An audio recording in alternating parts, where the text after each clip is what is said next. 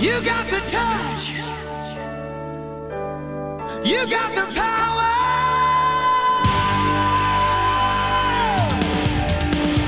Yeah!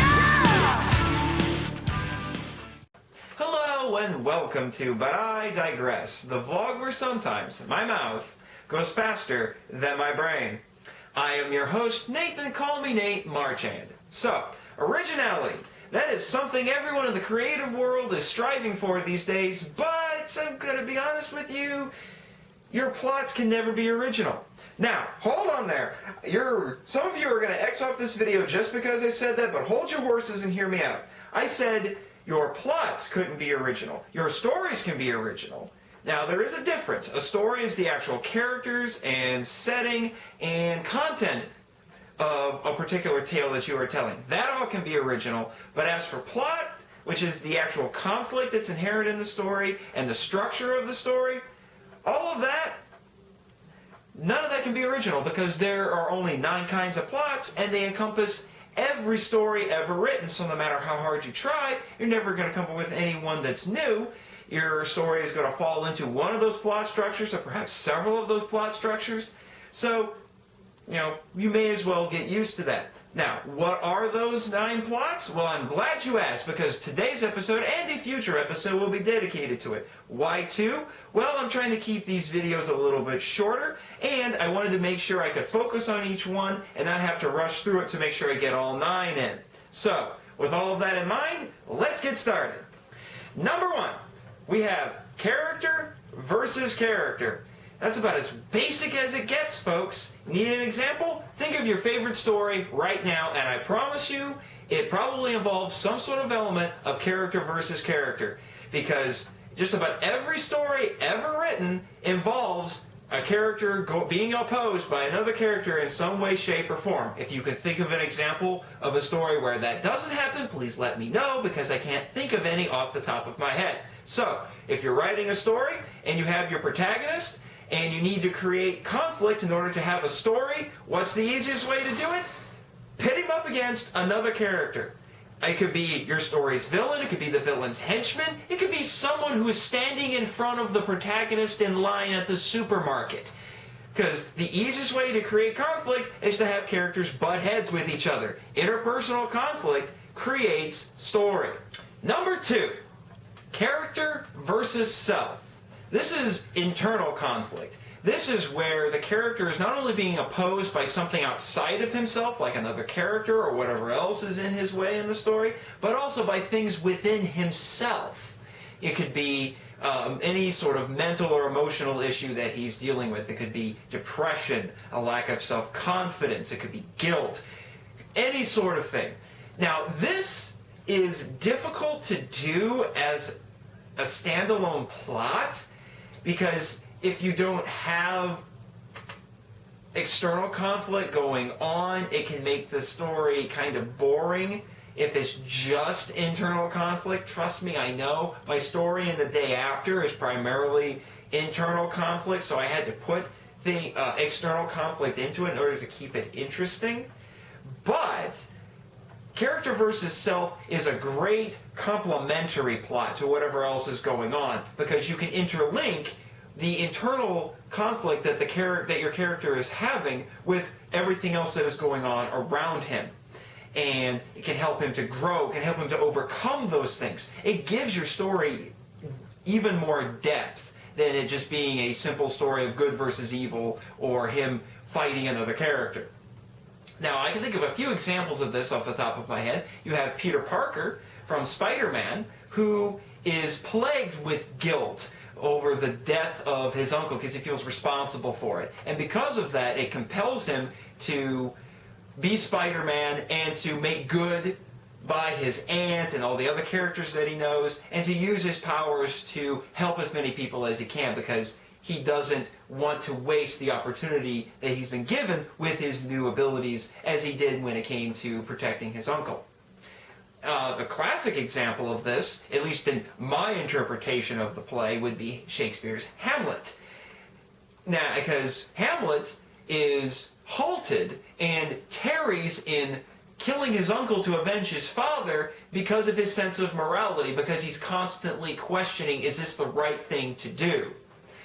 And if you want a really corny example, you have Superman in Superman 3, who is poisoned by a very strange strain of kryptonite, and that makes him turn evil, and then later on it splits into two people, one that is pure evil and one that is pure good, and then they fight each other. Yeah, it's really only saved by the fact that Christopher Reeve is awesome. But you get my drift. Number 3, character versus the machine. This, in my opinion, is the youngest and most recent of the 9 basic plots, and has come about over the last couple hundred years as technology continues to advance at an exponential rate. In these sorts of stories, your protagonist is being opposed by some sort of a machine, and it could be anything from a small, simple machine all the way to computers and robots. A common theme that you see in these sorts of stories is that it examines humanity's value in comparison to the machine, because depending on what kind of a machine you're dealing with, that machine could be faster and stronger and smarter, more efficient, and it asks the question, what is humanity's value in comparison to this machine? That's a difficult question to answer, especially since machines are great tools. Now, for examples of this, you can go all the way back to the tall tale of Paul Bunyan, the gigantic lumberjack, and his equally gigantic bull Blue, who had a logging contest with a wood chopping machine that had just been invented. And so they go into a forest and spend the whole day chopping down trees and piling up logs into 2 towering piles. And at the end of the day, they counted them to see who had the tallest pile, and the wood chopping machine beat Paul Bunyan by 1 log.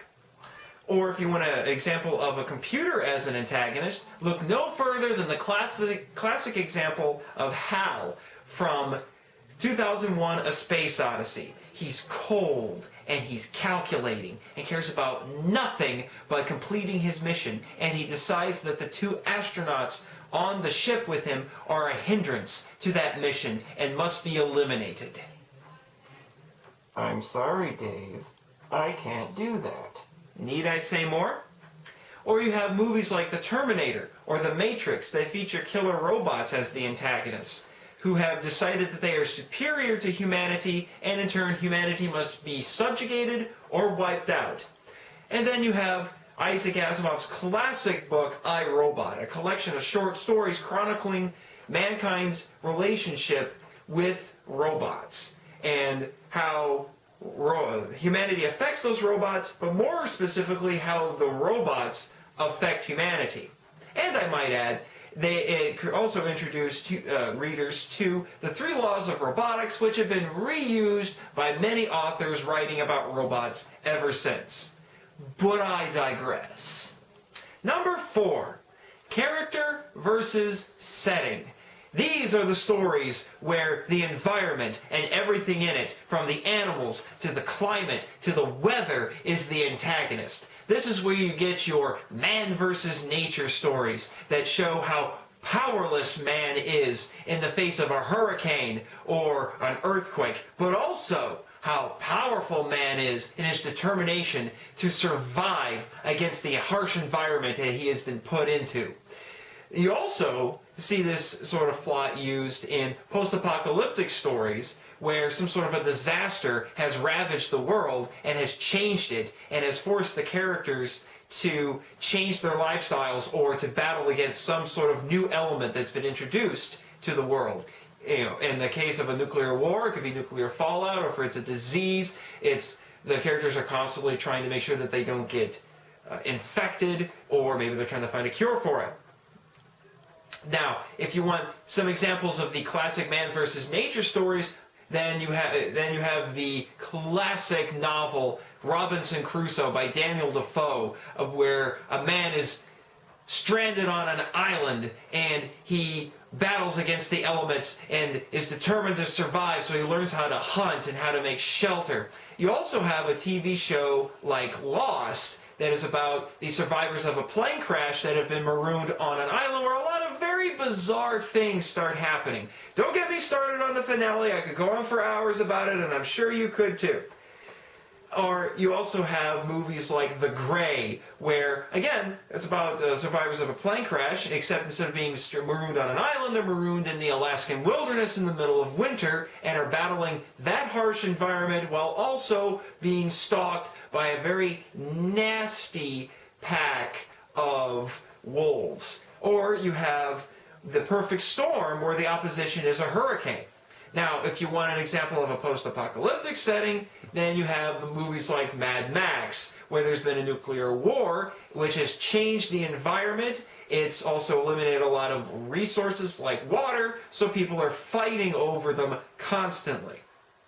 Well, there you go, true believers. 4 of the 9 basic plots. I would go on, but I'm running a little low on time.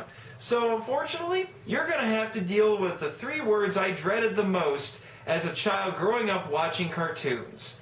To be continued. Thank you for joining me this week on But I Digress. This is Nate Marchand, signing off.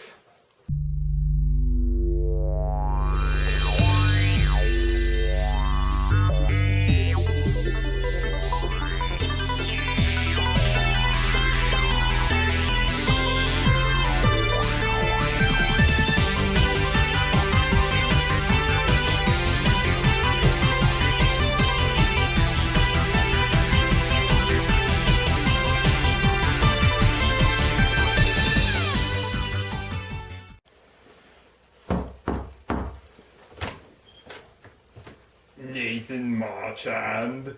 He's not here right now. I'm going to go see The Last Stand so he can film a review of it for his next vlog. Very well. I'll be back.